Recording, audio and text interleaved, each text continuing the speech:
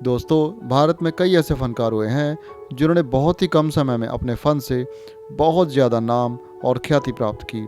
आज हम बात करेंगे एक ऐसी अदाकारा के बारे में जिसने संगीत की दुनिया में बहुत ऊंचाइयों को हासिल किया, अपना नाम तो कमाया, लेकिन एक ऐसा समय भी आया जब वह स्टेज पर आई तो लोगों ने उन्हें पहचाना तक नहीं। उनका जीवन प्रेम की एक दर्द से भरी दास्तां बयान करता है। ये दास्तां है उस कलाकार की जिसकी दर्द भरी कहानी को बॉलीवुड में हमेशा ही याद रखा जाएगा। ऐसी ही एक महान कलाकार थीं गीता घोष रॉय चौधरी, जिन्हें हम सब गीता दत्त के नाम से भी जानते हैं। वह एक अलग से अंदाज में गाने वाली सुरीली गायिका थीं। बाबूजी धीरे चलना, कार में जरा संभलना। गीता दत्त का जन्म 23 नवंबर सन 1930 को बांग्लादेश के फरीदपुर में हुआ। इनके पिता बांग्लादेश के जिला शरीयतपुर के एक धनी एवं संपन्न जमींदार घराने से संबंध रखते थे। जाहिर सी बात है कि एक अमीर परिवार में जन्मे गीता को शुरू से ही किसी बात की कोई कमी महसूस नहीं हुई। इनके परिवार का शुरुआती समय सन 1940 में असम और कलकत्ता में बीता। उसके बाद सन 1942 में उनका परिवार बम्बई में आकर बस गया। गीता अपने परिवार में अपने 10 भाई बहनों में से एक थी। गीता ने बम्बई में ही बंगाली हाई स्कूल में शिक्षा ली। गीता को बचपन से ही गाने का बहुत शौक था। उनके जीवन का संगीतिक सफर सन 1946 में शुरू हुआ, जब उस समय के जाने माने संगीतकार श्री के हनुमान प्रसाद जी ने गीता को सुना तो वह उनकी आवाज़ से बहुत प्रभावित हुए। के हनुमान प्रसाद को लगा कि यदि यह लड़की अभ्यास करे तो बहुत अच्छा गायन कर सकती है। बस फिर क्या था, उन्होंने गीता की इस प्रतिभा को निखारना शुरू किया। गीता ने भी गायन का अभ्यास किया और एक अलग सी गायिका बनकर उभरने लगी। सन 1946 में उन्हें सबसे पहले एक पौराणिक धार्मिक फिल्म भक्त प्रहलाद में गाने का अवसर मिला।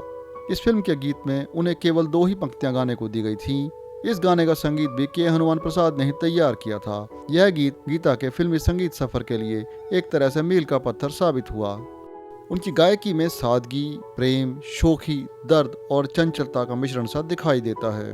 उनके गाए गीत वक्त ने किया, क्या हसीं सितम, फिल्म कागज के फूल को सुनते हैं तो एक अजीब सी पीड़ा और असहनीय से दर्द का एहसास होता है।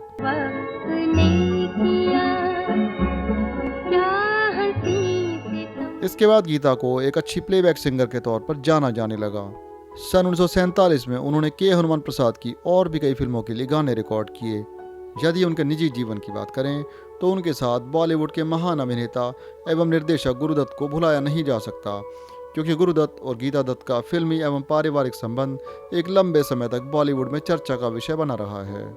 उनकी मुलाकात गुरुदत्त से फिल्म बाजी में एक गीत तदबीर से बिगड़ी हुई तकदीर बना ले की रिकॉर्डिंग के दौरान हुई। तदबीर से बिगड़ी हुई तकदीर बना ले। गुरुदत्त उस समय एक युवा फिल्म अभिनेता एवं निर्देशक थे। उनका आपस में मेल जोल बढ़ा, उनमें प्रेम संबंध बना। उनका प्रेम संबंध आगे चलकर प्रेम विवाह में बदला। उनका विवाह 26 मई 1953 को हुआ। उनके परिवार में 3 संतानें हुईं, 2 बेटे तरुण, अरुण और एक बेटी नीना। इसके बाद गीता गृह गृहस्थी में व्यस्त रहने लगी, लेकिन उसके बाद भी उन्होंने प्लेबैक सिंगिंग को जारी रखा। गीता दत्त ने अपने फिल्मी संगीत के सफर में सन 1942 से लेकर 1964 तक लगभग 5000 गीत गाए। उन्होंने हिंदी भाषा के अलावा बंगला, मराठी, मैथिली, भोजपुरी और पंजाबी भाषा में भी कई गीत रिकॉर्ड किए। उन्होंने सदी के महान संगीतकार सचिन देव बर्मन के साथ भी काफ़ी काम किया। उनके वह गीत जो आज भी सुने जाते हैं, उनमें से तदबीर से बिगड़ी हुई तकदीर बना ले, बाबूजी धीरे चलना, ये लो मैं हारी पिया, ना ये चांद होगा ना तारे रहेंगे, ख्यालों में किसी के इस तरह आया नहीं करते, मेरा नाम चेन चिंचू, जाने कहाँ मेरा जिगर गया जी, वक्त ने किया क्या हसीं सितम। ये ऐसे गीत हैं जो आज भी गीता दत्त की याद दिलाते हैं। साल 2013 में भारत सरकार द्वारा उन पर एक डाक टिकट भी जारी किया गया।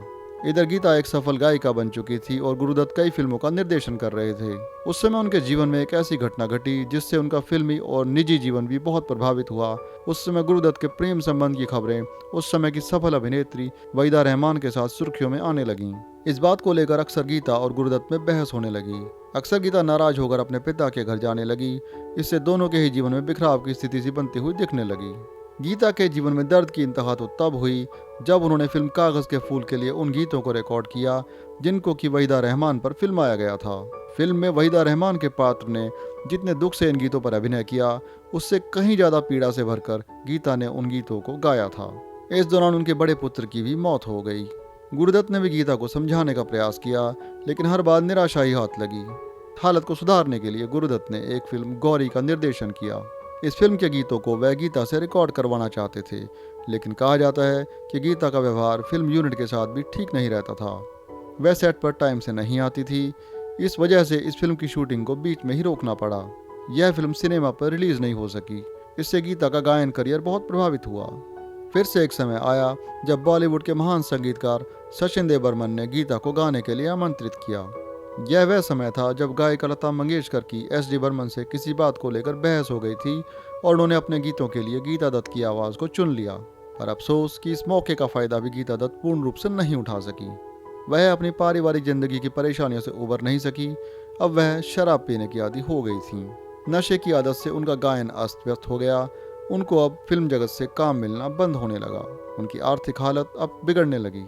इसके बाद गुरुदत्त भी डिप्रेशन में रहने लगे और ज़्यादा शराब पीने के कारण उनकी सेहत खराब होने लगी। फिर एक दिन 10 अक्टूबर सन 1964 को बम्बई में गुरुदत्त की मौत हो गई। कहा जाता है कि उन्होंने नशे के साथ साथ नींद की गोलियां भी ज़्यादा मात्रा में खा ली थीं। गुरुदत्त की मौत के बाद गीता को भी गहरा सदमा लगा और वह भी मानसिक रूप से बीमार रहने लगी। कुछ समय बाद 20 जुलाई 1972 को लीवर डैमेज के कारण बम्बई में ही गीता दत्त की भी मौत हो गई। आज यह सुरीली गायिका हमारे बीच नहीं, लेकिन उनकी आवाज़ आज भी अमर है, जो सदियों तक फिल्म संगीत के इतिहास में नए गायकों को प्रेरणा देती रहेगी। दोस्तों, संगीत जगत के इतिहास से जुड़ी ऐसी ही जानकारी को जानने के लिए हमारे साथ जुड़े रहें।